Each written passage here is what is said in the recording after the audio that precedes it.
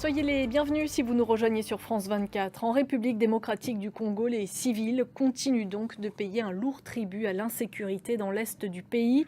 Au moins 10 personnes ont été tuées et 39 autres blessées dans un attentat à la bombe contre une église. Il est affilié à l'organisation de l'État islamique qui a revendiqué ce soir cette attaque. Écoutez ce porte-parole de l'armée congolaise. Et avec nous sur ce plateau, Douglas Yates, bonsoir. Bonsoir. Vous êtes enseignant en relations internationales et en politique africaine à l'American Graduate School à Paris.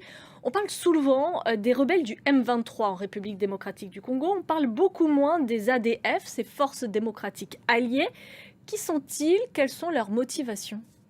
La ADF, c'est un groupement des différentes rebelles ougandaises. Merci beaucoup Douglas Yates pour cet éclairage, vraiment nous avoir fait découvrir ce groupe rebelle ADF dont on parle peu finalement, mais qui a un vrai pouvoir de nuisance comme on a pu le voir aujourd'hui. Merci à vous. On va poursuivre avec l'actualité au Burkina Faso. Une cinquantaine de femmes ont été enlevées par des djihadistes présumés. Cela s'est passé jeudi et vendredi à Arbinda, dans le nord du pays. Pour l'instant, les recherches de l'armée n'ont rien donné. Bangali Touré nous en dit plus. En Tunisie, la campagne électorale pour le second tour des élections législatives anticipées va débuter ce lundi. Le scrutin, lui, a été fixé au 29 janvier prochain. Et comme lors du premier tour, il pourrait être marqué par une abstention record. Les précisions sur place de Lilia Blaise.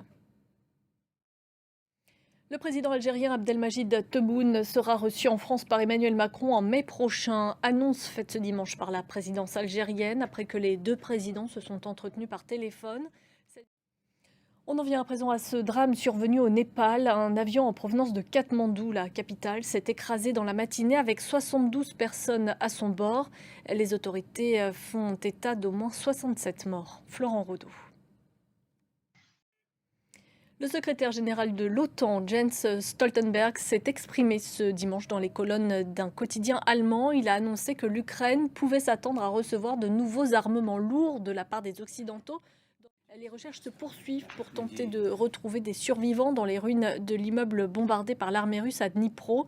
Le bilan est monté à au moins 30 morts. Des dizaines de personnes sont toujours portées disparues. Nina Masson. C'est la fin de ce journal. Merci de votre attention. Pour plus d'informations, vous pouvez consulter notre site internet en français, en anglais, en arabe et en espagnol. On se retrouve dans une quinzaine de minutes.